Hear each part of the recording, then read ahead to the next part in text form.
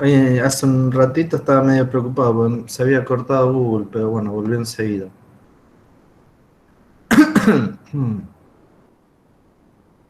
Acá,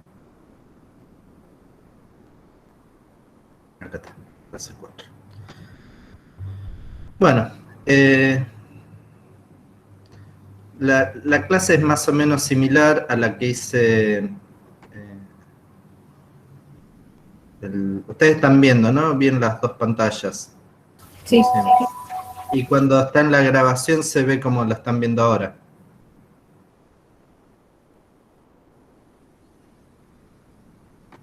Ok. sí, Buenísimo. Bueno, nada. Esta introducción un poco viene a cuento porque, bueno, en la organización original del cuatrimestre pasado hablamos de dinámica antes, pero igual me pareció pertinente dejar este slide porque en sí, de la manera que pensé la clase, viene a cuento. Entonces les recuerdo un poco. Después yo siempre hablo un poquito más de las leyes de Newton en general y bueno, los que ya pasaron conmigo en intro o en mecánica el cuatrimestre pasado saben que me gusta hablar un ratito de axiomas, dogmas y leyes y principios, pero ahora vamos directo al grano. Hay básicamente tres leyes de Newton. Una es el principio de inercia, que ante ausencia de fuerzas externas el estado de movimiento se conserva. O sea, si algo se mueve a velocidad constante y no hay fuerzas que intervengan, se va a mover a velocidad constante por toda la eternidad. Y acá cuando decimos velocidad constante en un sentido amplio, ¿no? Podría ser cero la velocidad. O sea, no deja de ser una velocidad y no deja de ser constante. Es un detalle que uno coloquialmente dice velocidad no hay, pero no es lo mismo decir, si uno lo piensa desde un punto de vista más formal matemático, decir velocidad no hay a decir velocidad igual a cero. Porque cuando uno dice velocidad igual a cero, dice que matemáticamente está definida, nada más que vale cero. Ahora, si uno dice no hay velocidad, coloquialmente uno sobreentiende que está quieto algo, pero en realidad, si somos estrictos, podríamos pensar que si no hay velocidad es que no hay una definición de velocidad, o que no está determinada. O sea, si hay algo que no podemos saber si está quieto o está moviéndose, no podemos hablar de que eso tenga o no una velocidad. Ese es un detalle que cada tanto yo esas cuestiones las voy tirando para que las piensen, porque eh, uno, lo que yo siempre digo es una de las fallas que tenemos a veces en la comunicación de estos temas con la población en general, es que nos falla un poco ese lenguaje unívoco. Entonces, ¿cuándo estamos hablando coloquialmente y cuándo somos precisos en esa comunicación de la física? Porque muchas veces nuestras materias no se entienden porque no hay una comunicación precisa. Si bien los alumnos a veces nos piden fórmulas y qué sé yo, y certidumbres sobre cosas, eh, a veces nosotros caemos en eso y les tiramos fórmulas y qué sé yo, pero, pero a veces lo que tendríamos que ser es, a la hora de hablar, más precisos y más rigurosos. No es un ejercicio fácil, no es que yo la tenga clara tampoco y hace 30 años que doy clases, pero es un esfuerzo cotidiano que yo trato de hacer a la hora de, de dictar un curso, qué sé yo. No sé si tampoco es la mejor palabra, a la hora de tratar de enseñar algo, qué sé yo, que puede ser poco o mucho, pero me parece que es un esfuerzo válido.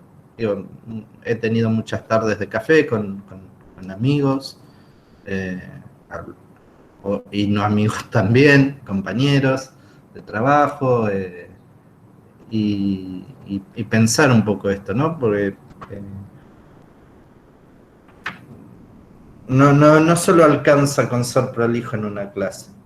O sea, ser claro no es solamente hacer un PowerPoint bonito o hablar sin tartamudear. bueno, el que es tartamudo tartamudeará y le tendremos paciencia como oyente.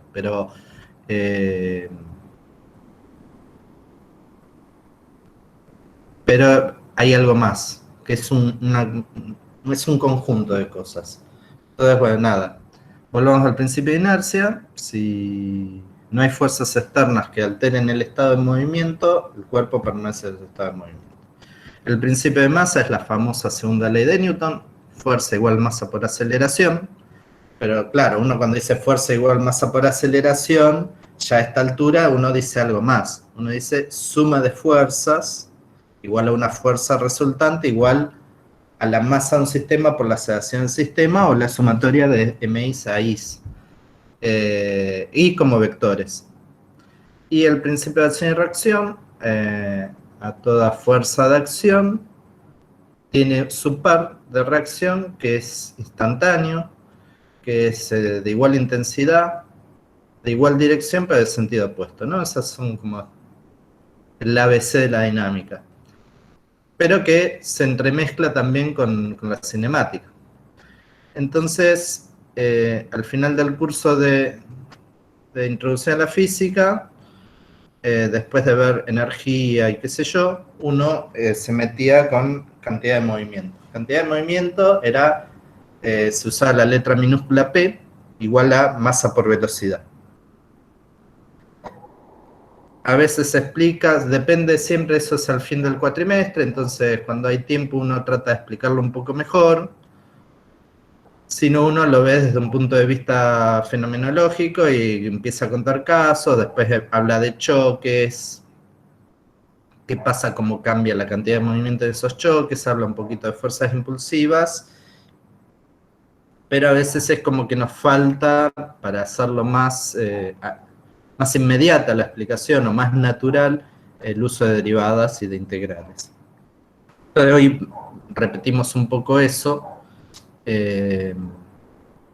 pero usando esas dos herramientas que antes las teníamos vedadas por el hecho de que cuando uno cursa introducción a la física, supuestamente o está aprendiendo o no sabe lo que es derivada integral, entonces no le vamos a sumar dificultades a la vida de ese pobre estudiante de introducción a la física, que ya bastante complicada la tiene.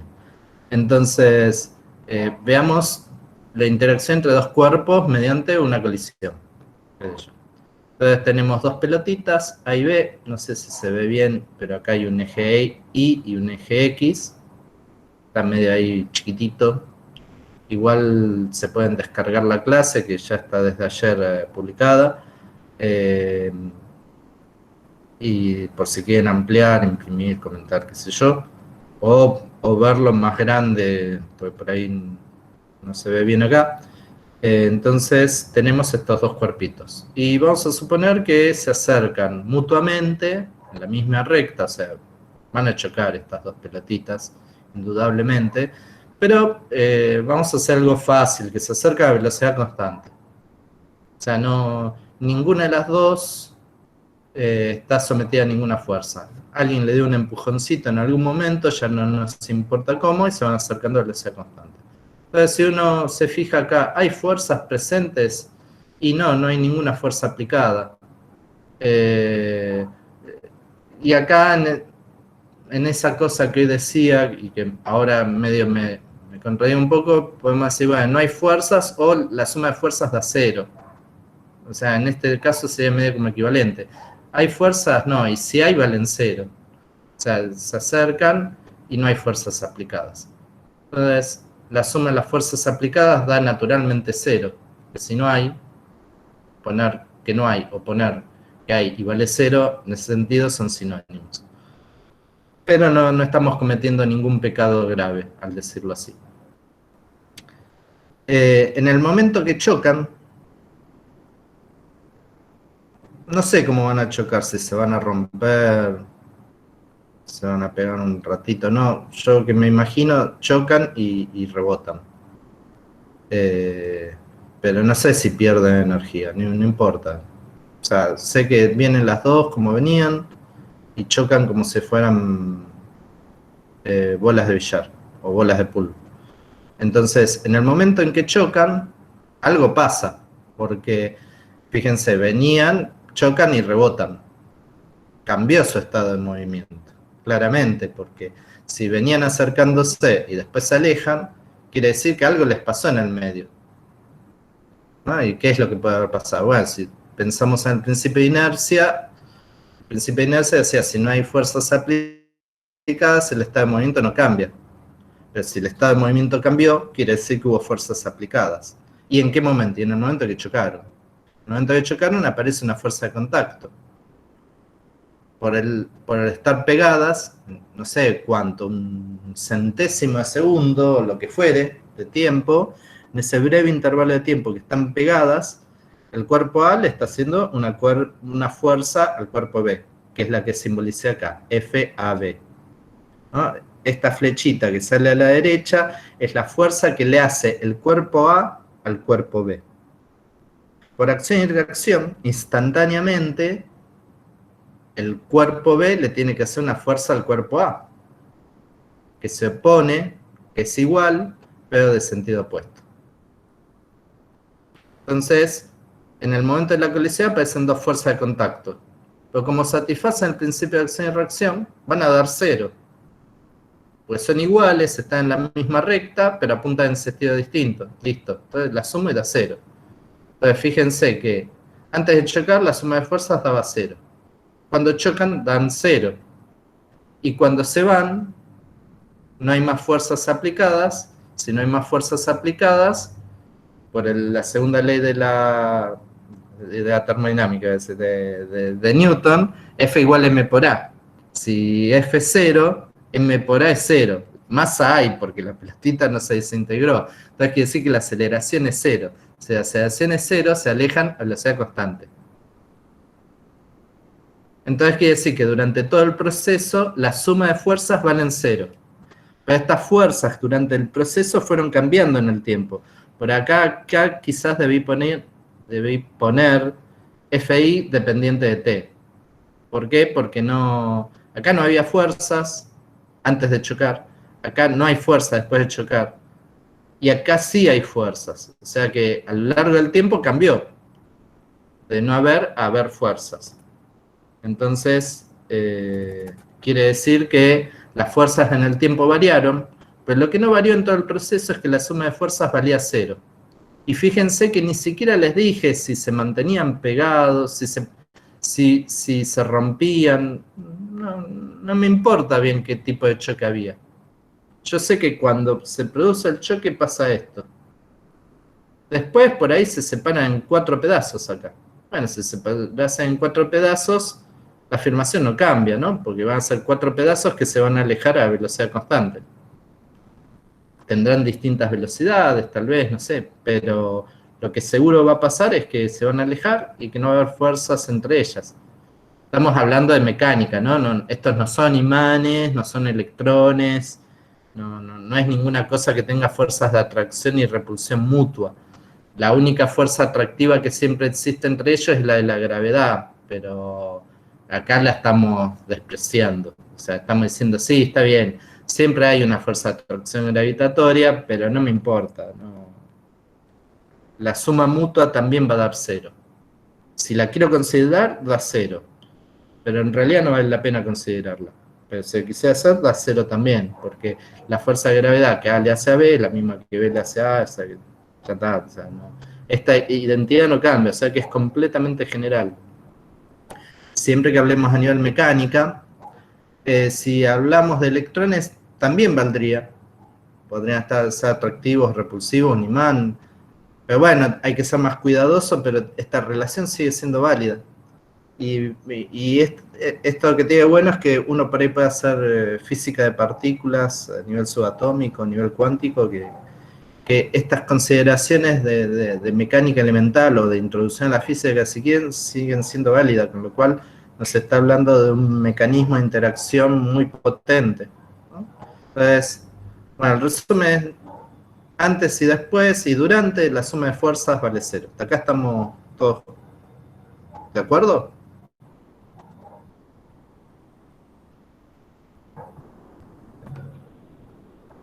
Bueno, el silencio se supone. Buenísimo. Sí, estaba tratando de poner el chat, así voy viendo qué es lo que van diciendo. ¿Estás con COVID, Nana? ¿Cómo te encontrás en este momento? Perdón, mire el chat y Nana dice estoy con COVID. ¿Cómo te encontrás?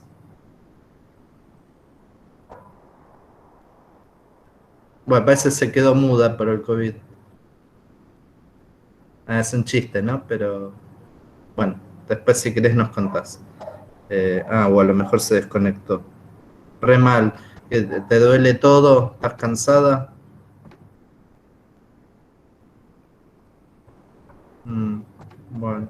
¿Y llegaste a vacunarte o estás sin vacuna todavía?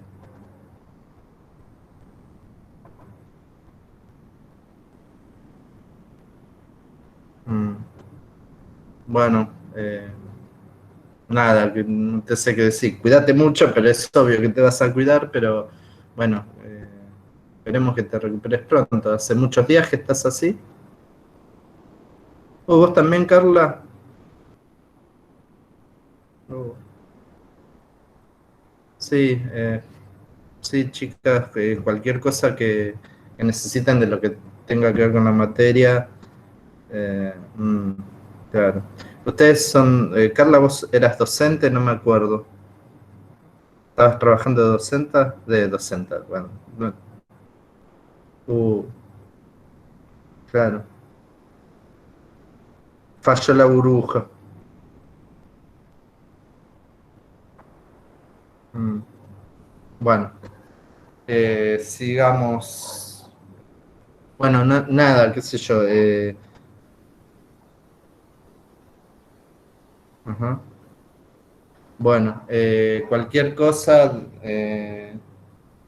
si me escriben en la semana por el tema del informe, ahora les agarra a todos COVID, no, bueno, eh, sé que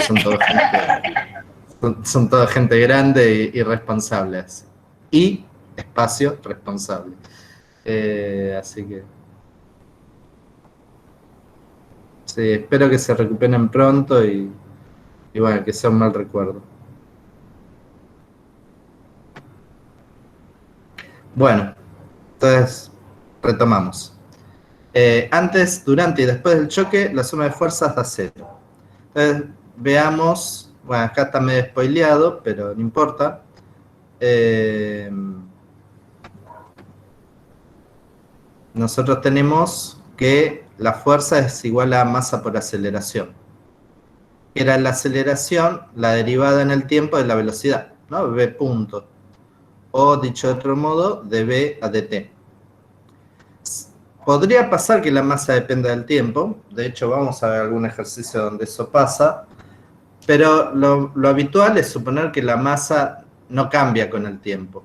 Eventualmente en el choque se puede romper, pero en el choque pasan muchas cosas. Pero bueno, después del choque por ahí tengo 4 masitas o 20, pero después del choque las masas esas no varían en el tiempo. Y en el momento del choque hay medio ahí como una indefinición, pero supongamos el caso más amable que la masa no varía en el tiempo. Esto se puede generalizar para casos donde eso no pasa, entonces lo puedo meter dentro de la derivada. Entonces me queda que es la derivada en el tiempo de masa por velocidad. Y masa por velocidad, está puesto acá en azul, es lo que llamamos cantidad de movimiento. Entonces quiere decir que la fuerza, m por a, es la derivada de la cantidad de movimiento respecto al tiempo. ¿Estamos de acuerdo? Sí, Sí, profe. profe. Por supuesto, acá, para hacerla fácil, la voy a contar en una dimensión, pero ahí está en coloradito, puesto que es una magnitud vectorial. Estas cosas después se consideran en 3 dimensiones, se pueden generalizar. La escritura puede ser más o menos sencilla si estamos en cartesianas o estamos en esféricas o en cilíndrica o en algún otro tipo de coordenadas. Las que normalmente nosotros usamos en estas materias son cartesianas, polares, cilíndricas y esféricas, pero podría haber otro tipo de coordenadas también o otro tipo de transformaciones. pero acá usamos las más usuales, por valga la redundancia. Bueno, pero entonces yo dije que durante el choque, la suma de fuerzas vale 0. Y la suma de fuerzas es la variación de la cantidad de movimiento en el tiempo, la derivada en el tiempo. Pero si la suma de fuerzas vale 0 y como la fuerza es igual a dp a dt, quiere decir que dp a dt es igual a 0. Y ustedes saben que si una derivada da 0, quiere decir que es la derivada de algo que era constante antes de derivarlo, ¿no? Digo, si tengo la derivada de un número me da 0. Si tengo una derivada parcial, donde la magnitud en el tiempo no cambia, esa derivada da 0. ¿Sí? ¿Se entiende? Este es el punto central. Sí. Esto que acabo de decir, ¿se entendió? Sí, profe. Sí, se Buenísimo. entendió. Entonces, si de P a de T es 0, quiere decir que P es constante de movimiento. Es constante como función del tiempo. Bueno, entonces, si de P a de T es 0, si yo quiero resolver esta integral o esta ecuación diferencial por separación de variables, bueno, pasamos multiplicando el diferencial t con los requerimientos que siempre decimos. Entonces quiere decir que el diferencial p es 0. Entonces esto quiere decir que si yo hago la integral entre p final y p inicial, el diferencial p, por regla de Barrow, me va a dar p final menos p inicial. Esto es una propiedad porque esto es una diferencial exacta. Entonces me va a quedar que, y este P final menos P inicial es lo que se llama delta P, o variación de la cantidad de movimiento. Ahora, acá este último igual, este igual a 0 está apresurado, porque lo estuve integrando, pero es correcto, porque si dp a dt es igual a 0, si yo integro, delta p va a ser 0 también. O sea, acá hay un detalle que debería corregir, si puedo lo pienso y después lo escribo un poco mejor, pero si no hay fuerzas externas, esto es correcto. Entonces quiere decir que en realidad tampoco está tan mal, porque si hago la integral, quiere decir que delta P es igual a 0. O sea, yo trabajé de este lado del igual y obtuve esto. Ahí creo que ahí tengo la explicación correcta. Y del otro lado del igual sigue siendo igual a 0. O sea, eso no cambia. ¿Sí? O sea, se entiende, ¿no? Tomé esto, el lado izquierdo lo integré, me dio que delta P, P final menos P inicial, es igual a 0, que era lo que estaba del otro lado. Entonces acá tengo una definición general. Quiere decir que la cantidad de movimiento antes y después del choque es igual a 0. Y es más fuerte que eso, porque esta es, escrito así, es una ecuación de estado, que solo depende del estado final y del estado inicial. Y no me importa lo que pasó en el medio. Esta es la fortaleza de esta deducción. Entonces, no me importa cómo fue el choque. Lo único que me importa es que la sumatoria de fuerzas fue 0 durante todo el proceso y eso desencadenó en que la variación de la cantidad de movimiento es 0 comparado entre el estado después del choque y antes del choque. Alguien podrá decir, bueno, ¿puede ser el límite de tiempo tendiendo a 0 en el momento del choque? Sí, se puede. Vean qué pasa, pero en principio esta ecuación sigue siendo válida. Entonces, acá tenemos una ley de conservación, que es la conservación de la cantidad de movimiento del sistema. Bueno, en el texto dice eso. Esto quiere decir que la conservación de la cantidad de movimiento es una función del estado final inicial del sistema, es decir, que mientras se mantenga la condición de ausencia o suma de fuerzas externas nulas, no importa el proceso, sino el punto de partida y el punto de llegada. Pero eso es una cuenta que podíamos hacer medio de manera atrevida sin justificar demasiado en la introducción a la física, porque el resultado es muy potente. Hay una manera elegante de hacerlo con sumas y restas, pero hay que meter algunas hipótesis más que acá nos estamos obviando por haber usado la integral. Entonces, en general, bueno, vamos a ver que P final es igual a P inicial, y por eso podían resolver todos los problemas de choque, porque les quedaban dos ecuaciones algebraicas más o menos sencillas, más o menos complicadas, pero eran ecuaciones algebraicas. Si lo hacemos al caso general, P es un vector, P típicamente es un sistema de partículas, por ahora suponemos partículas puntuales, para no meternos en quilombos. Si son partículas que dejan de ser puntuales, hay que mirarlo con cuidado, no es inmediato decir esto. Hay que hacer algunas consideraciones que las haremos cuando haga falta, pero si son partículas puntuales podemos decir que la suma de la cantidad de movimiento del sistema es igual a la suma de las cantidades de movimiento de cada partícula, cada representada con la partícula número j, desde j igual a la primera partícula hasta la enésima. No sé, puede ser n igual a 1, va a haber acá un solo P1, n igual a 2, P1 más P2, n igual a 1000, bueno, 1000 términos habrá que sumar. ¿Sí? Entonces, una vez dicho eso, nos podemos meter con los distintos tipos de colisiones. ¿Ustedes se acuerdan que en Introducción a la Física, cuando hablábamos de estos problemas, teníamos como 3 choques?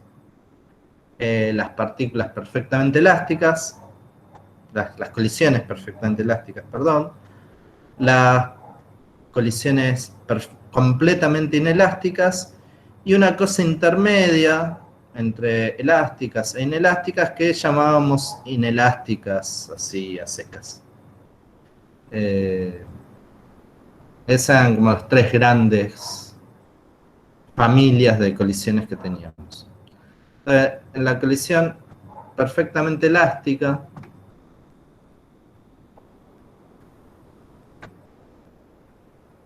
yo no sé si cuando yo modifico el tamaño a ustedes también se les modifica. Supongo que están viendo la expresión completa.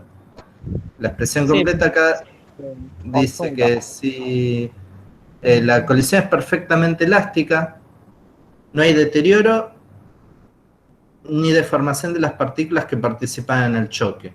O sea, tengo 2 pelotitas de pool, de billar, de metegol, las golpeo y rebotan, pero sigue siendo la misma partícula. En realidad, en un caso realista, quizás algún bollito, algún rayoncito se hacen, pero uno supone que el choque es perfectamente elástico, o sea que no cambia ninguna propiedad de la partícula material por el efecto de choque. Y al no cambiar ninguna propiedad, decimos que se conserva la energía cinética del sistema. O sea que decimos algo más. Además de conservarse la cantidad de movimiento, no varía la cantidad de energía del sistema. Bueno, la energía, si ustedes se acuerdan, energía mecánica, no lo explicamos acá, pero se lo acuerdan todos, la energía mecánica, uno la dividía como la sumatoria de distintos tipos de energía, ¿no? Era la energía cinética, la potencial gravitatoria, la potencial elástica, la potencial, me está faltando una, que siempre decíamos, y fuerzas de rozamiento, qué sé yo. Bueno, nada, lo que hubiese. Acá fuerzas de rozamiento, pérdidas de energía ni ganancias no hay. No hay trabajos de fuerzas no conservativas. Suponemos que no son resortes. Y si lo fueran, la compresión y el estiramiento mutuo se compensarían. Y si están chocando es porque están chocando en el mismo lugar. Con lo cual, antes y después del choque, justo antes y justo después, a priori, la energía potencial gravitatoria tampoco cambia demasiado, con lo cual la única energía que tenemos en cuenta en estos casos es la energía cinética. Siempre puede haber algún caso patológico, que las pelotitas chocan elásticamente en 3 dimensiones, y si hay que ver un poquito dónde uno tiene el dato, y bueno, pero uno en general esto lo piensa en un plano, así que no hay problema con eso. Así que la variación de energía del sistema es cero, y en particular, la que nos interesa, que también es cero, es la variación de energía cinética.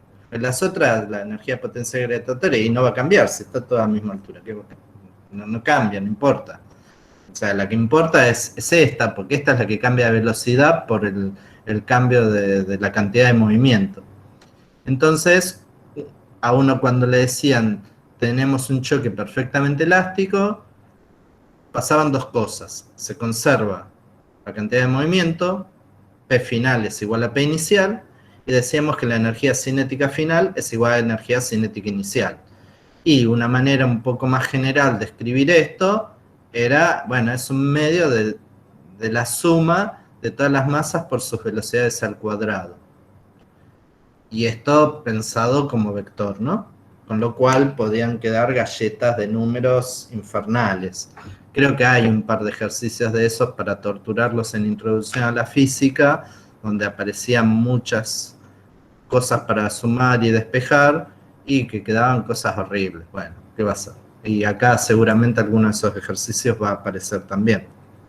Pero era eso. O sea, yo sé que en un choque elástico tengo que P final es igual a P inicial, y la energía cinética final es igual a la energía cinética inicial. De todo el sistema, no por partícula. Si el sistema es una sola partícula, es de la partícula, por supuesto. Después venían las completamente inelásticas. Entonces, las completamente inelásticas, ya la energía cinética seguro no se conserva. ¿Por qué? Porque lo dividíamos como en dos casos extremos. Los casos extremos son el choque explosivo y el choque plástico. En el choque explosivo era el típico ejercicio, tengo una granada, explota en 3 partes, qué sé yo, y en la explosión pierde energía, que fue la energía química que le demandó esa explosión, que no la tengo en cuenta, está dentro de la pérdida. Entonces ahí lo único que se me conserva es que P final es igual a P inicial, nada más. Entonces el típico ejercicio de choque explosivo es cuánta energía perdió al partirse en 4 pedazos y cosas así. Y el choque plástico es la inversa, ¿no? Era, pego un balazo contra una chapa y la bala queda incrustada en la chapa. Había un problema en Introducción a la Física, que era una bala que le pegaba un péndulo, que se llama péndulo balístico por esa razón. Entonces el péndulo empezaba a oscilar gracias a que le pegaba la bala y quedaba unida. Entonces ahí las condiciones que uno usaba para el caso de choque plástico es que si se pegaban todos, la velocidad final de todo el sistema, la velocidad de cada masa era la misma, porque ahora es un único cuerpo. ¿Sí? O sea, tengo el choque plástico, al principio tengo distintas partículas con distintas velocidades, quedan todas pegadas, van a ser las mismas partículas de antes, pero con la misma velocidad. Era la manera de decir que quedaban unidas. O sea, uno establecía el vínculo diciendo que la velocidad es la misma para todos. Y claro, si ahora es un mismo cuerpo, ¿por qué las velocidades deberían ser distintas? Y el choque explosivo era el caso contrario. Al principio uno decía, bueno, si una granada se partió en 4 pedazos, bueno, uno se lo podía imaginar como que inicialmente los 4 pedazos estaban todos juntos y después se separaron. Era la imagen mental que uno tenía de eso, que es la más conveniente. Entonces, al principio están todas juntas, porque forman parte de un mismo cuerpo. Y después cada una tendrá su velocidad. Pero esa era la condición adicional que teníamos para poder resolver problemas, porque si no, claro, en el choque elástico teníamos dos condiciones. P final igual P inicial, E final igual a E inicial. Esa última hora desaparece. Bueno, ¿cómo hago para resolver alguna cuenta? Y bueno, entonces en el explosivo las velocidades iniciales de todos son la misma. Y en el plástico las velocidades finales de todos son la misma. Y después, bueno, hay que ver cada ejercicio particular, cuán fácil o cuán difícil era. ¿Se van acordando de eso? Sí, profe.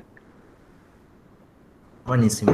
Hasta acá va clarito, ¿no? Porque es casi un recordatorio de lo que ya probaron en su momento. Las inelásticas es el caso más ingrato, que es en que en general no, uno no pone ejercicios de esto o pone alguno para que vean, pero nada, qué sé yo. Acá lo único que se conserva es que P final es igual a P inicial.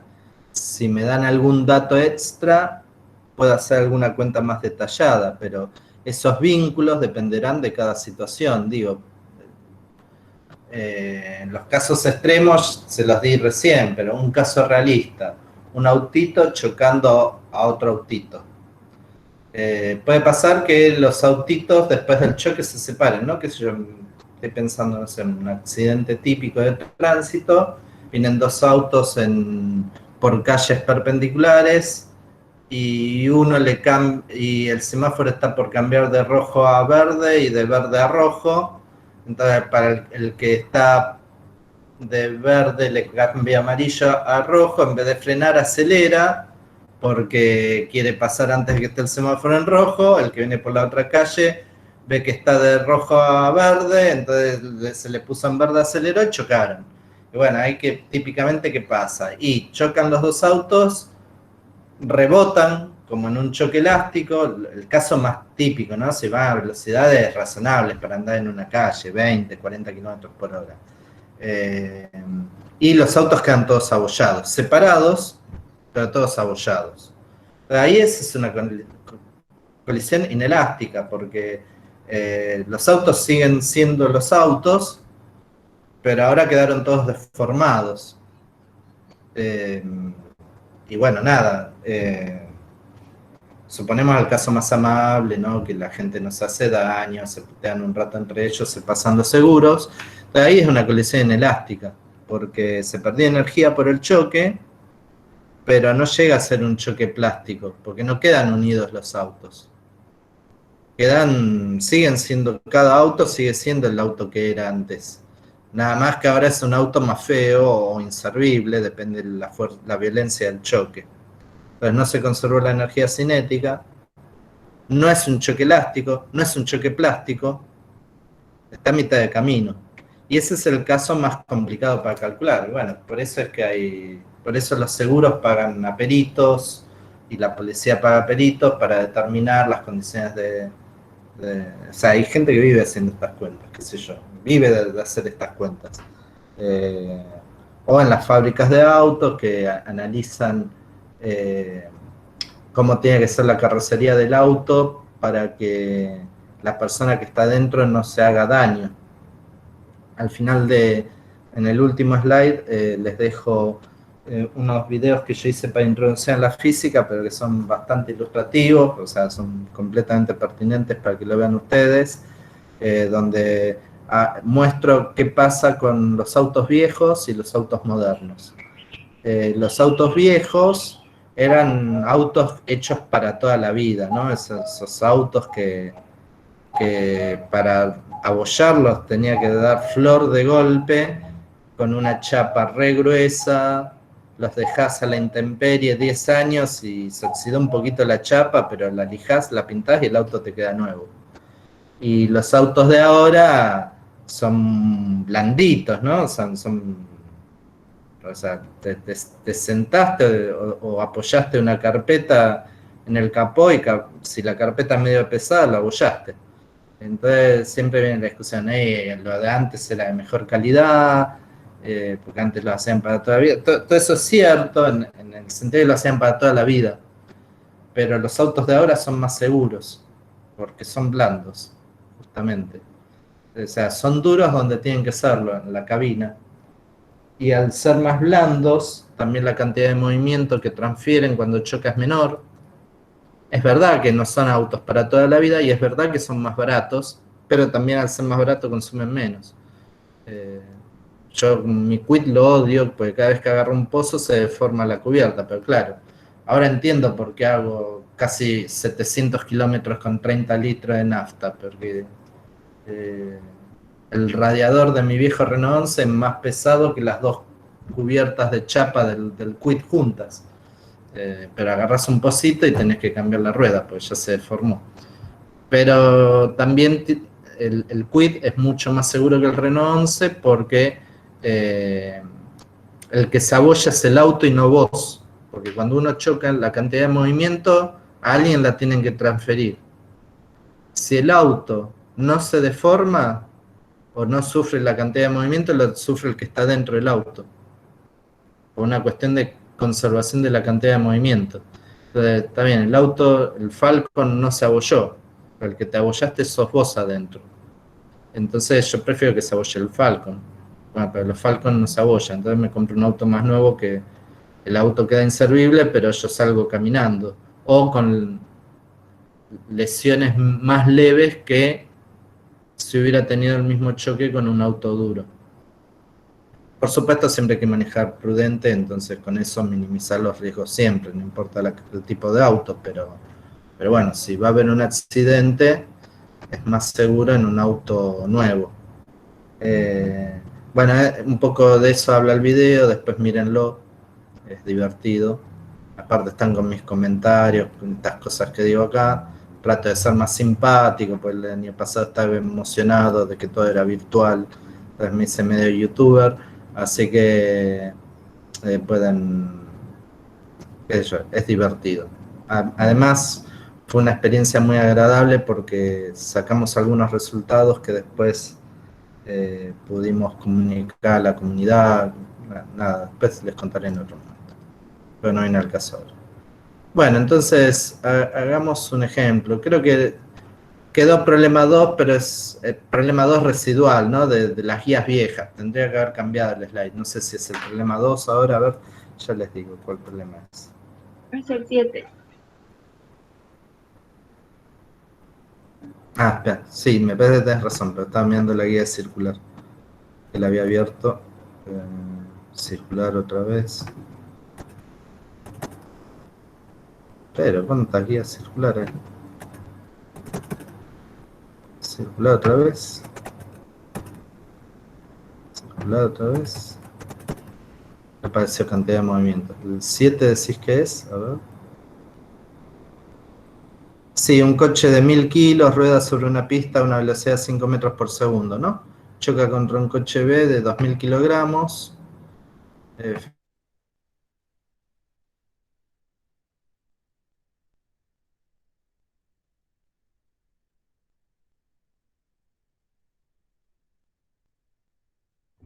¿Se fue el profe? Sí, habrá salido sin querer.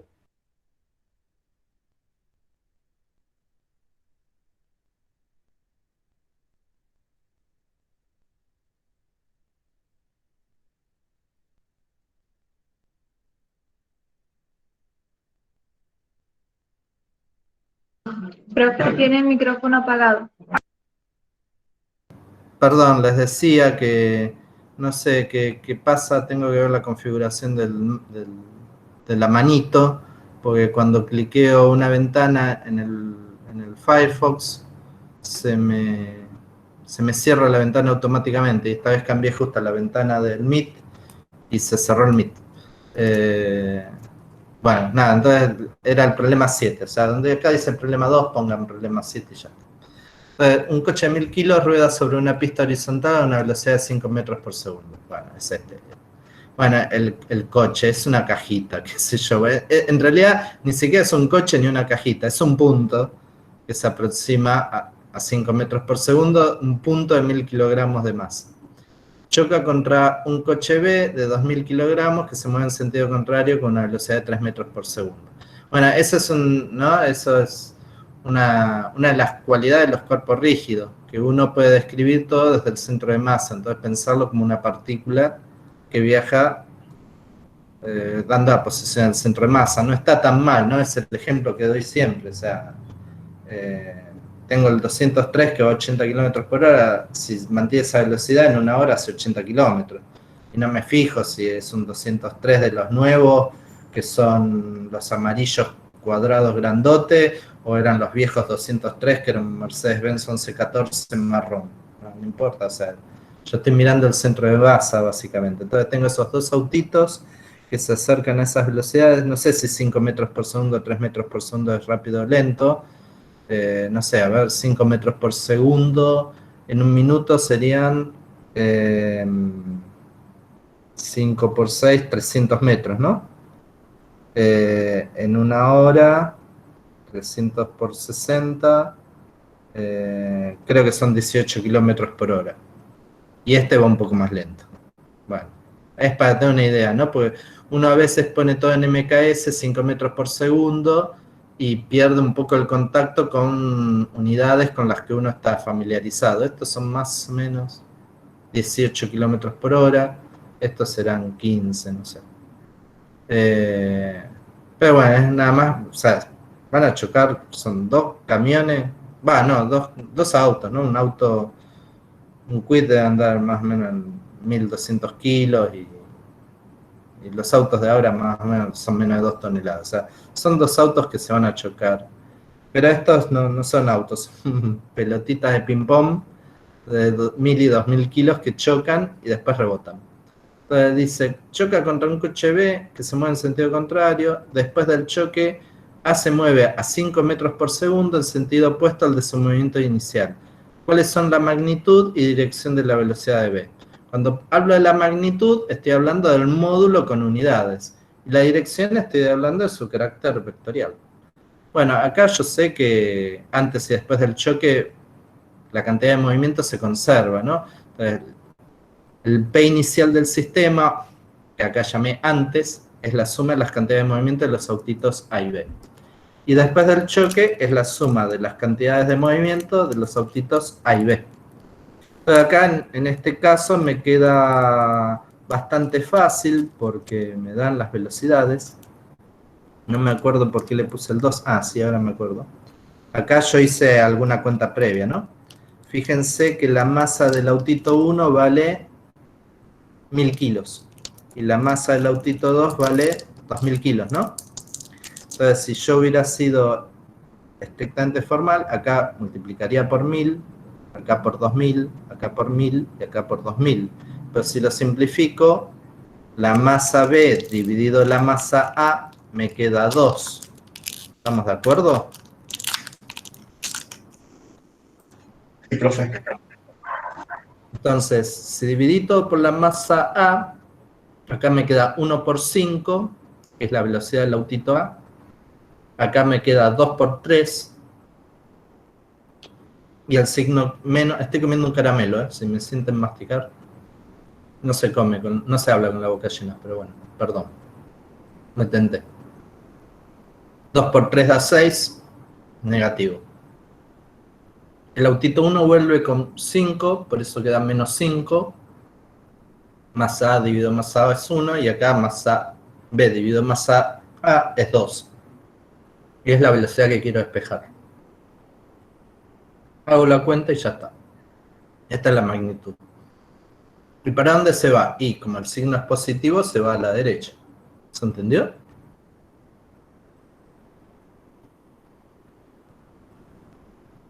Sí, profe. Sí. Sí. ¿Seguro? Sí, es relativamente fácil. Lo Sí, peor profe. vendrá después. Bien, bueno, pero por ahí no vieron el tema del que hizo el despeje de las masas, se pierden por una pavada. Puede pasar, en la clase esas cosas pasan.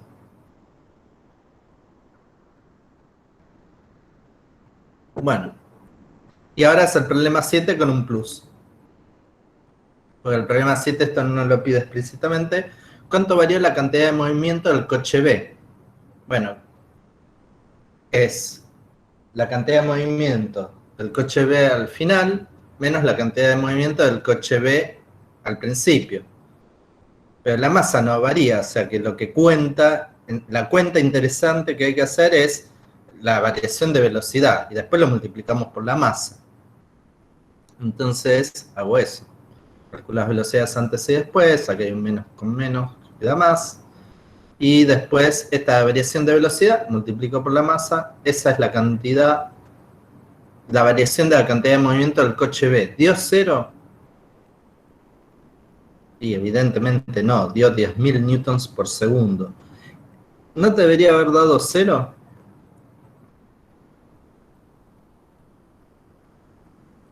¿No habíamos dicho que P final es igual a P inicial?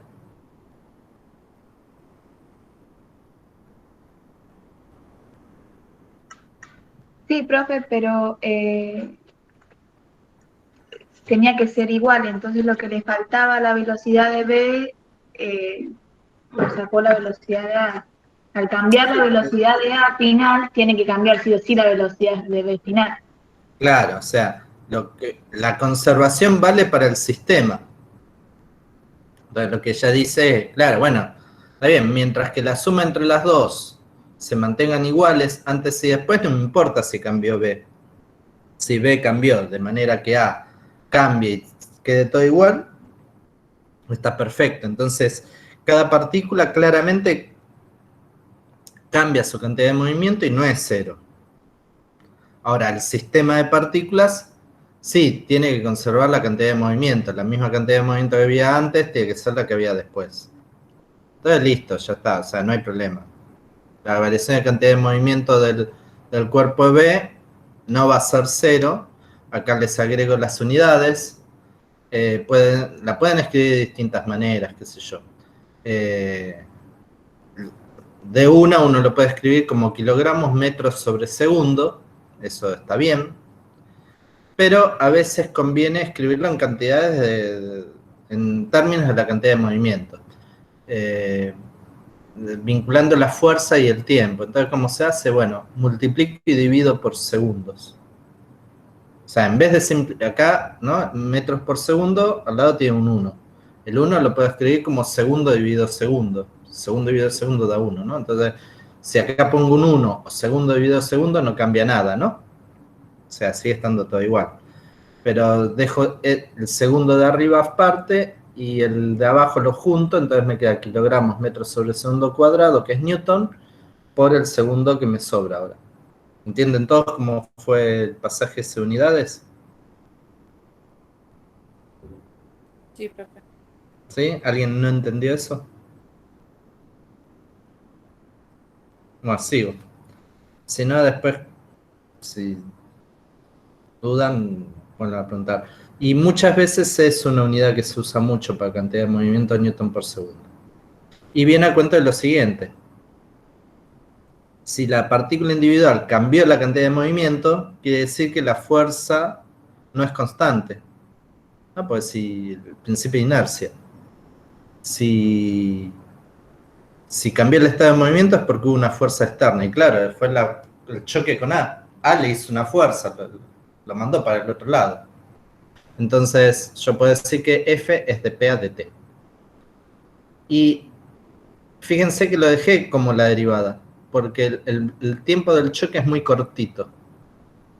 Entonces, estrictamente, esto vale. Pero así medio como que no puedo hacer cuentas. Entonces, uno empieza a hacer hipótesis. Que es, como el tiempo es muy cortito, si uno lo quisiera medir a esa fuerza, ¿no? Uno puede, no sé si alguna vez vieron, si estuviéramos ahora en la UNS, si no estamos en el laboratorio, hubiera ido a buscar el laboratorio un dinamómetro, que es más o menos un resorte, que uno le va colgando cositas, es como una balanza. Entonces le dice, uno a veces habla de newtons y no sabe cuánta fuerza es un newton. Y bueno, nada, ahí colgás algo y te marca cuántos newtons hay. Entonces, supongo que además ese dinamómetro se llama así, ¿no? Porque habla de dinas en vez de newtons. ¿Se acuerdan que dina era en CGS y newton en MKS? Entonces, tengo ese medidor de fuerzas en el tiempo. Entonces, claro, mientras se va acercando el coche B al coche A, la fuerza es 0. Cuando se aleja es 0. Pero en el momento del choque, una fuerza instantánea, no instantánea, en un tiempo muy cortito, el tiempo del choque. Entonces, como que si uno lo va midiendo con una computadora, todo 0, 0, 0, de golpe sube, baja, ¿no? Me imagino electroencefalograma, ¿no? Que va 0, 0, 0, sube y baja. No sé si me ven el gestito en la pantalla chiquita. Eso, cuando tiene esa cosa así que sube, como si fuera un preinfarto, eso se llama impulso o pulso. Y ese pulso es una fuerza impulsiva, porque el tiempo de duración es muy cortito. Entonces por ahí, en vez de poner el límite de delta t tendiendo a 0, de diferencial t, ponemos un tiempo muy corto de delta t. Entonces lo que uno ve es esto, ¿no? Si uno tuviera el dinamómetro en función del tiempo, aparece un pulsito. Teóricamente podría irse a infinito, pero no hay fuerzas infinitas. En algún momento se corta, no sé cómo, yo ahí le puse una línea horizontal, podría ser de otra manera. Y yo no sé realmente cuánto sube, cuánto baja la fuerza. Qué sé yo, el dinamómetro me marcó algo muy rápido, apenas lo veo, lo puedo graficar. Bueno, yo puedo pensar que eso es como un promedio. Entonces, en ese tiempo muy cortito digo que vale FM, fuerza media, remedio. Y eso me ayuda, porque ya ahora es como que al tener algo así, puedo hacer una cuenta un poco más que pueda escribir de alguna manera, que es lo que está escrito acá. Que es lo que escribí acá. Vamos a ampliar un cachito. Yo digo, bueno, en ese intervalo de tiempo muy cortito delta t, la fuerza dependiente del tiempo vale fuerza media. Contesto en WhatsApp.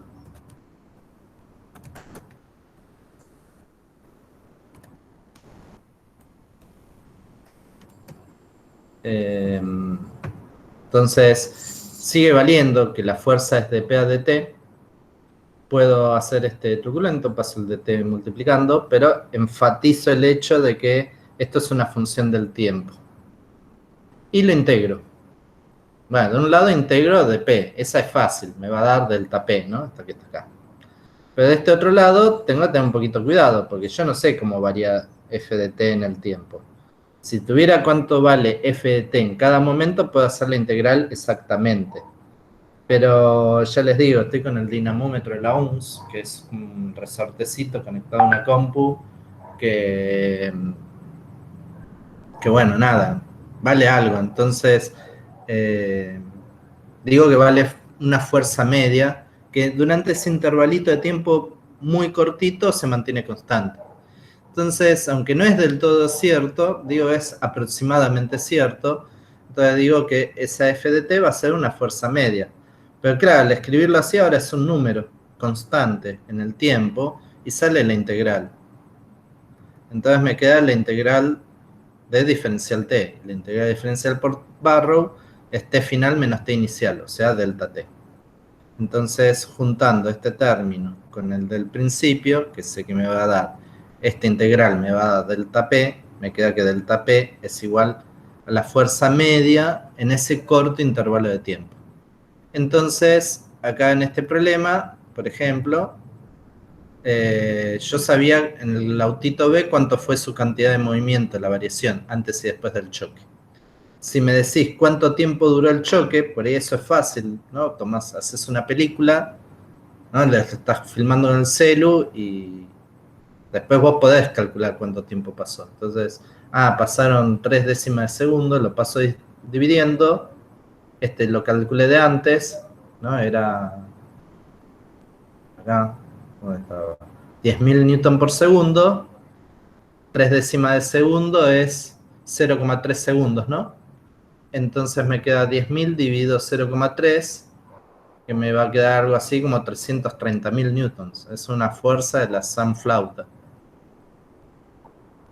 Algo muy fuerte. O al revés. Si yo sé cuánto va a ser la fuerza media, puedo estimar cuánto va a durar el choque. O si sé el tiempo y la fuerza, puedo estimar cuánto va a ser la cantidad de movimiento. Eso es más o menos lo que pasa.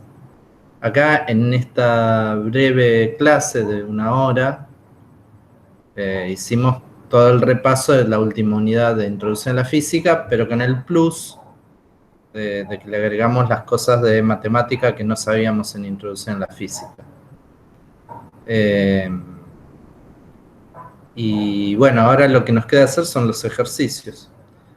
Acá les pongo los links a los videos, les pongo la duración para que no se amarguen, qué sé yo. Creo que los 3 son videos míos. Profe, a mí no me Sí. funcionan esos links. ¿Puede ser que sea problema de mi computadora? ¿A usted le funcionan bien? No, porque el tema es que es un PDF lo que vos tenés, no es un hipervínculo. Entonces, si cliqueas ahí no va a pasar nada. Tenés que pintarlo, copiarlo y pegarlo en el buscador. Ah, listo. Sí, claro, yo apretaba el link pensando que era un hipervínculo. No le hice un hipervínculo. Hay una manera de hacerlo, pero no la hice. En algún momento tenía escrito algún texto así muy monótono, que vos ibas leyendo. O sea, sí, cuando las ecuaciones sí tienen hipervínculos, no estas, pero en algunos textos de problemas resueltos que a ustedes no les publiqué, cliqueas en la fórmula 8 y te lleva a la fórmula 8, qué sé yo, pero acá no lo hice, tenés que copiar y pegar. Así que nada, acá están 3 videos. Uno de los videos que está, lo tienen que buscar porque yo el año pasado hacía clases breves de 10 minutos porque la gente, qué sé yo, me daba sensación como que al principio no estaban muy acostumbrados al formato de la clase de 2 horas. Encima el curso de introducción a la física era a las 8 de la mañana, entonces ni yo ni mis alumnos nos levantábamos a las 8. Entonces yo el domingo a la madrugada les grababa la clase, les avisaba que estaba y cuando ellos querían la miraban. Si hubiera sido mecánica elemental a la mañana, capaz que hubiéramos hecho ese formato.